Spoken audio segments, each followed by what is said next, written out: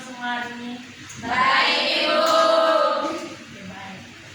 Pada hari ini kita akan mempelajari tentang kegiatan produksi, distribusi, dan konsumsi.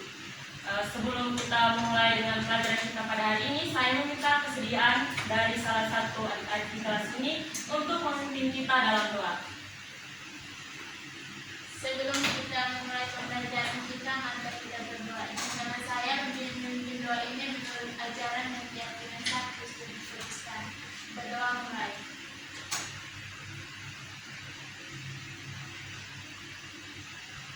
Berdoa selesai. Oke, baik. Terima kasih kepada adik kita. Tidak, Ibu. Terima kasih kepada Ina yang telah memimpin kita dalam doa. Oke, sebelum kita mulai kegiatan kita pada hari ini, sebelumnya izinkanlah Ibu untuk memperkenalkan diri adik-adik. Ya, Ibu. Perkenalkan, nama lengkap Ibu Fatima Molof. Nama panggilan bisa panggil Fatima, bisa juga panggil Pak. Status. Belum ada. Masih mencari jodoh, Ibu. Masih cari tablet.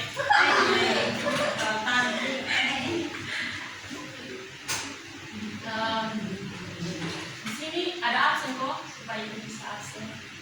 Ada Ibu. Kasih. Oke, kita absen dulu ya adik-adik. Alphonse Lengka. Hadir Ibu. Anastasia Olivia Seran. Hadir Ibu. Arca Mela. Hadir, Ibu. Cecilia Mama. Hadir.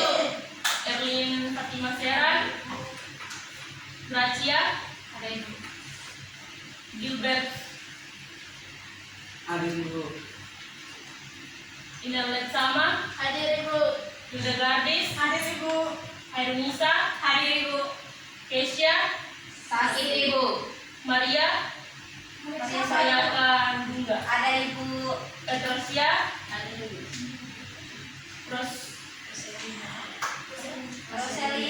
Rosalin. Hadir, Ibu. Stefania. Sakit, Ibu. Siti. Hadir, Ibu.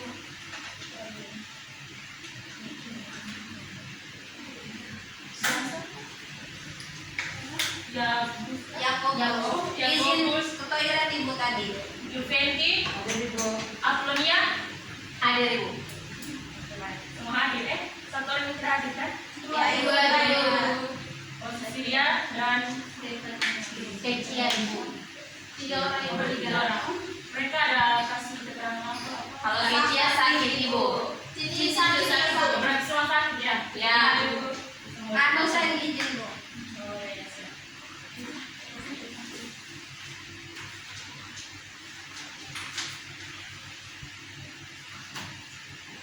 Kita langsung aja saja ya tadi.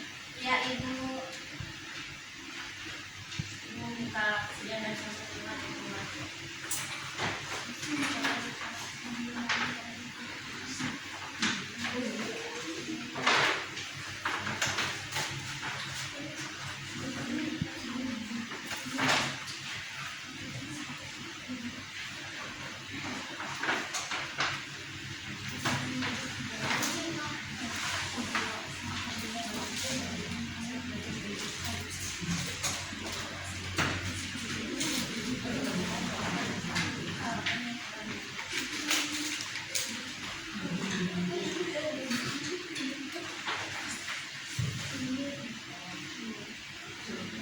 Mirip, Ibu.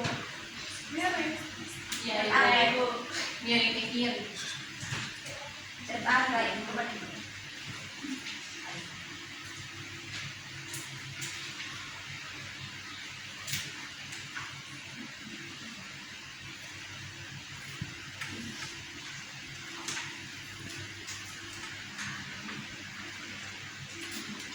Ya, Ibu.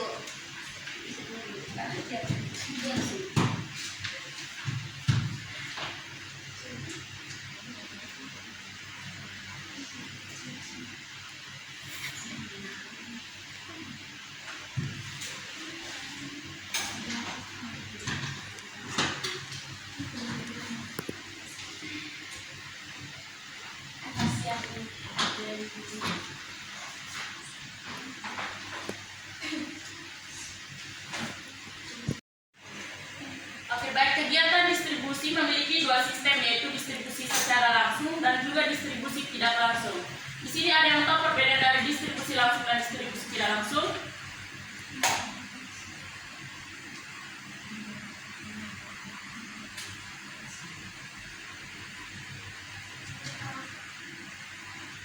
Distribusi langsung mungkin produsen yang menyalurkan langsung barang atau jasa kepada konsumen. Sedangkan kalau distribusi tidak langsung yaitu melalui pengantara. Ya, bagus. Jadi distribusi langsung itu adalah produsen menyalurkan produk atau jasa langsung ke konsumen tanpa melalui perantara. Sedangkan distribusi tidak langsung yaitu penyaluran produk atau jasa yang dilakukan dengan perantara atau pedagang. Yang berikutnya itu adalah konsumsi. Ada yang tahu pengertian dari konsumsi? Oke, baik Adi, silakan. Kegiatan menggunakan barang dan jasa, Ibu. Ya, betul. Jadi konsumsi adalah kegiatan ekonomi yang berupa menggunakan atau menghabiskan barang dan jasa dari produksi. Contoh dari kegiatan konsumsi itu seperti apa, adik-adik? Nggak ada yang tahu? Kegiatan dari konsumsi. Makan itu. Membeli beras di pasar ini. Ya, betul. Jadi contoh seperti kita membeli beras di pasar, lalu kita masak dan mengkonsumsinya. Yang berikut adalah faktor yang mempengaruhi produksi. Jadi faktor yang mempengaruhi produksi itu dibagi menjadi 4 bagian. Menjadi 5 bagian. Yang pertama itu adalah faktor sumber daya alam. Nah, jadi faktor sumber daya alam ini juga memiliki pengaruh yang sangat penting dalam memproduksi suatu produk. Artinya begini, jika tanpa sumber daya alam atau tanpa bahan baku yang diambil secara langsung dari alam, maka kegiatan produksi tersebut tidak akan berjalan dengan lancar. Yang kedua adalah sumber daya manusia. Nah, sumber daya manusia ini juga sangat penting dalam kegiatan produksi karena tanpa manusia mungkin teknologi tersebut tidak akan bisa berjalan. Yang ketiga itu adalah sumber daya modal. Sumber daya modal ini juga memiliki pengaruh karena jika kita ingin membuka usaha atau ingin membuat sesuatu, kita itu harus membutuhkan modal. Nah, dan modal di sini juga tidak hanya berupa uang, tetapi juga alat-alat untuk memproduksi barang tersebut. Dan bagian keempat itu adalah faktor kewirausahaan. Faktor kewirausahaan ini juga merupakan salah satu pengaruh bagi kegiatan produksi. Kenapa?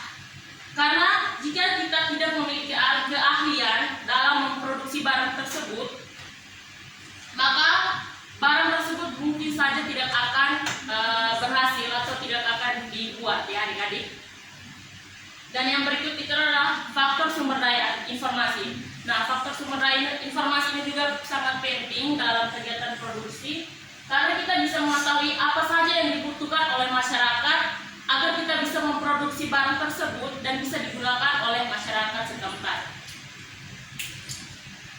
Yang berikutnya itu adalah tujuan dari distribusi. Tujuan dari distribusi ini juga dibagi menjadi 5 bagian. Yang pertama itu adalah menyalurkan produk dan jasa kepada konsumen. Nah, menyalurkan produk dan jasa kepada konsumen itu juga sangat penting karena jika produk dan jasa tidak sampai kepada konsumen atau tidak tepat waktu, maka nama suatu perusahaan itu akan nama perusahaan itu bisa menjadi kurang baik. Yang kedua itu adalah memberikan jaminan produksi. Jadi perusahaan akan memberikan jaminan kualitas barang dan pengiriman tepat waktu kepada konsumen. Dan perusahaan tersebut juga harus menjamin suatu proses produksi dapat berjalan dengan baik sehingga barang dan jasa yang diterima tidak membuat konsumen kecewa. Artinya si distribusi ini dia itu harus distributor dia harus memberikan jaminan atau apa ya? Atau mungkin ada yang tahu maksud dari memberikan jaminan proses produksi ini. Jadi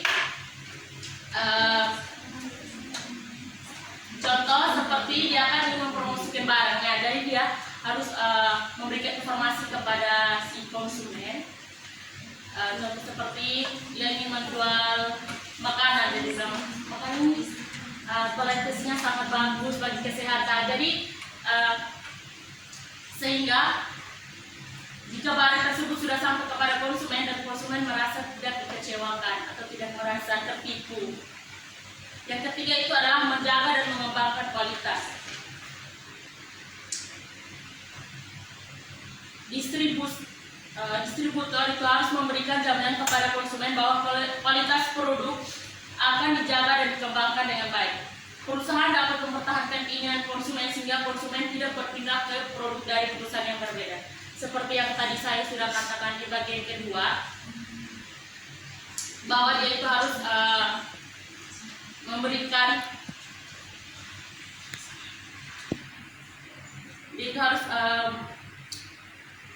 memberikan jaminan kepada si konsumen bahwa barangnya itu bagus, sehingga konsumen tetap percaya dan tidak berpindah kepada produk lain yang dipromosikan oleh perusahaan lain.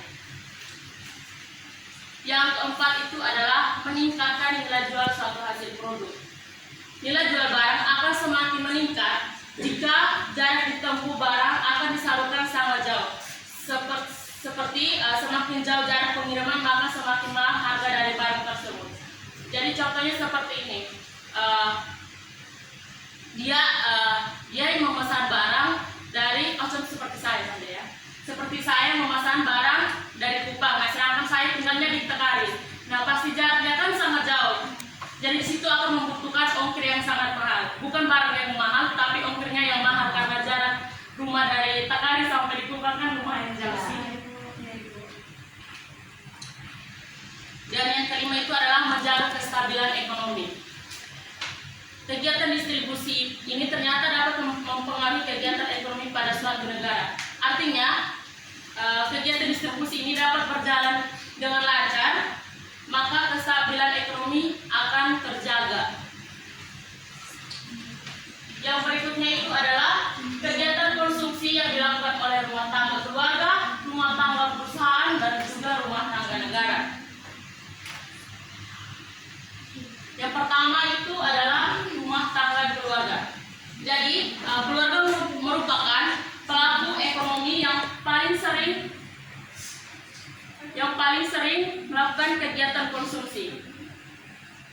Setiap anggota keluarga mempunyai kebutuhan yang berbeda, baik dilihat dari jumlah maupun ragamnya. Contoh kebutuhan di sini ada yang tahu perbedaan dari contoh kebutuhan anggota keluarga dan juga kebutuhan keluarga.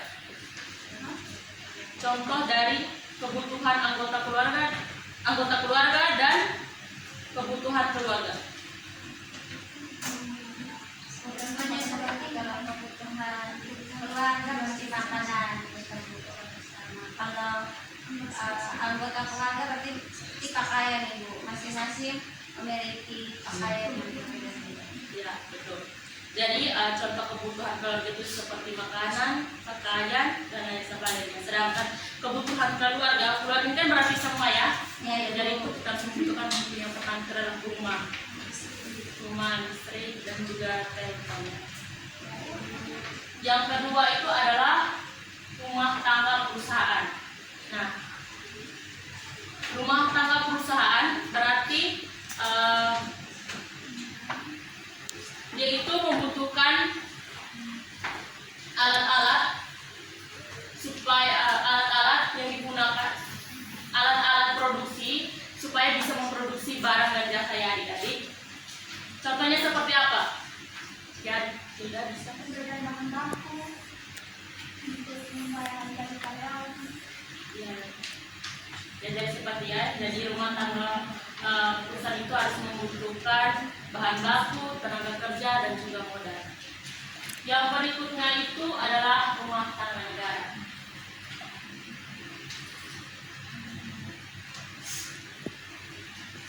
Jadi konsumsi negara bertujuan untuk memenuhi atau melayani kebutuhan masyarakat. Jadi adik-adik di sini ada yang tahu biaya yang digunakan untuk konsumsi negara itu berasal dari mana saja? Dari pajak Ibu. Ya betul. Jadi biaya yang digunakan untuk konsumsi negara itu berasal dari pajak dan hasil pengelolaan sumber daya alam yang dimiliki oleh negara. Jadi kalau kita bayar pajak berarti kita mendapatkan fasilitas dari negara. Oke baik, materi yang terakhir itu adalah keterkaitan antara produksi, distribusi, dan juga konsumsi. Nah, di sini mungkin ada yang tahu kaitan dari kegiatan ekonomi, produksi, distribusi, dan juga konsumsi.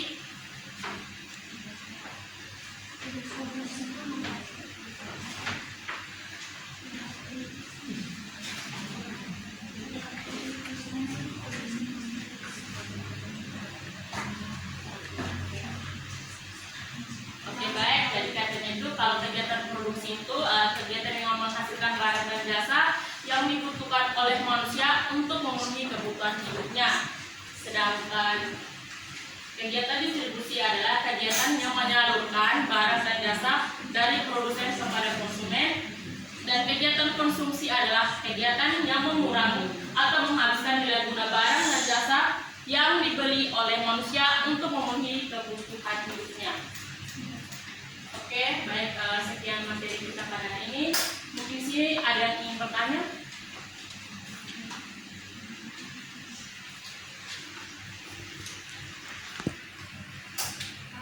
Tidak ada.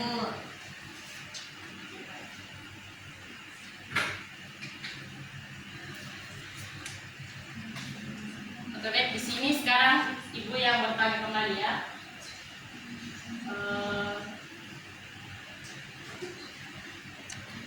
Coba sebutkan dua tujuan dari distribusi. Dua saja.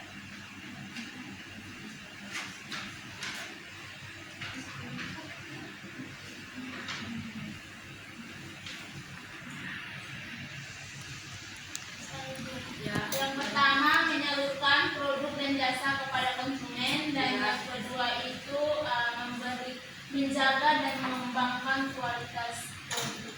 Ya, bagus. Oke, baik, sekarang saya mau tanya lagi. Coba berikan salah satu contoh dari distribusi tidak langsung. Distribusi saya. Oke, Salah satu contoh distribusi tidak langsung itu misalnya saat kita memesan pakaian atau barang di Shopee. Nah, di situ kan pasti pengirimannya itu melalui perantara yang nanti akan diantarkan oleh kurir ke tempat di mana kita tinggal. Ya, betul. Berikan aplaus kepada teman kita yang sudah ada. Oke, baik. Di sini Ibu akan memberikan tugas kelompok ya. Nanti baru kalian sendiri bagi-bagi berapa orang. Siapin dulu. Oke, Ibu. Jadi tugasnya itu buat clipping. Ada yang tahu buat clipping toh? Tahu, Ibu. Berarti carilah gambar yang berkaitan dengan kegiatan produksi, distribusi, dan juga konsumsi. Lalu berikan juga dengan penjelasannya ya adik-adik. Siap, Ibu. Terima kasih. Ya, Ibu. Oke baik, karena materi kita telah selesai, mungkin di sini yang akan memberikan kesimpulan dari materi yang telah kita pelajari.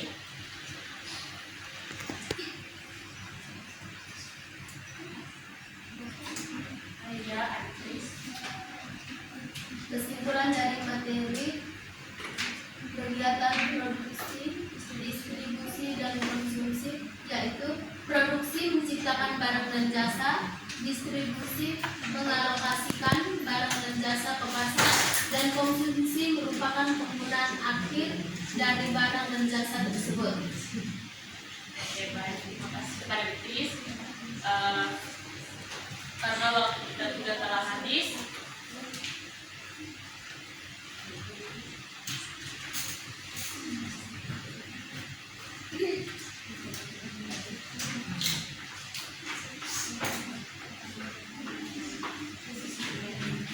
karena materi kita telah selesai pada hari ini, jangan lupa tugasnya ya. Ya, Ibu. Kerjanya di kertas kulit bergaris saja. Siap, Ibu. Karena kita di kampung jadi tenaga. Baik, Ibu. Oke, Ibu. Tulis nama anggota yang tidak aktif ya. Ya, Ibu. Kumpul minggu depan ya, Ibu. Ibu, gitu.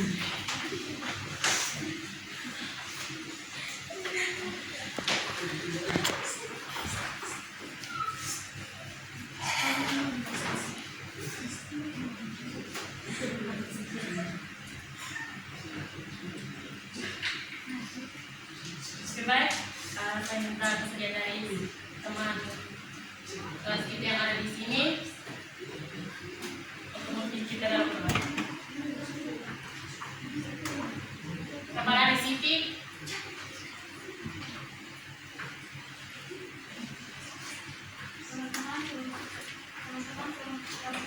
Mulai kegiatan berikutnya, izinkan saya memberitahu sarjana saya yaitu bahwa mulai.